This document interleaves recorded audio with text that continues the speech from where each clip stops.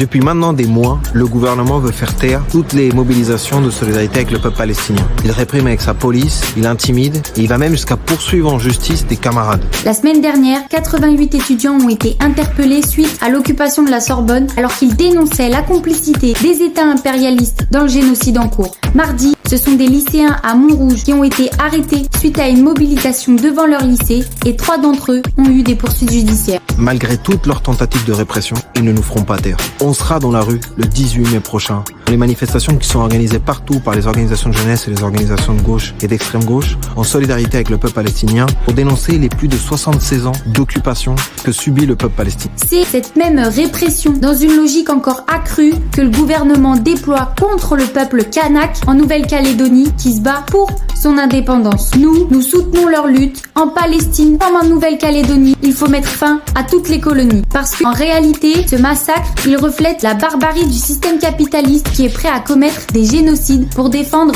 ses profits. Voilà tout ce que le capitalisme et la bourgeoisie ont à nous offrir à nous, travailleurs et travailleuses et étudiants. La misère ou la guerre. Nous, au NPA révolutionnaire, on refuse cet avenir pourri et on pense pas que ce sera des réformes ou des résolutions de l'ONU qui mettront fin au massacre ou qui atténueront la violence de ce système. Il n'y a que la mobilisation de notre classe, au-delà des frontières, qui pourra mettre fin à ces massacres, qui pourra mettre fin aux violences de ce système et qui pourra apporter la paix pour tous les peuples. C'est ce que nous porterons dans cette campagne européenne, avec la liste que nous avons déposée. Une liste composée de jeunes, de travailleurs, de travailleuses, militants contre cette société et toutes ces injustices. Une liste qui reflète en elle-même tout un programme, celle d'une société débarrassée de toute forme d'oppression et d'exploitation. On se retrouve donc le samedi 18 mai dans la rue, en solidarité avec le peuple palestinien. Et on vous invite également à rejoindre notre campagne dans les facs, les quartiers et les lieux de travail pour porter haut et fort une voix en faveur des travailleurs et de la jeunesse, une voix communiste et révolutionnaire.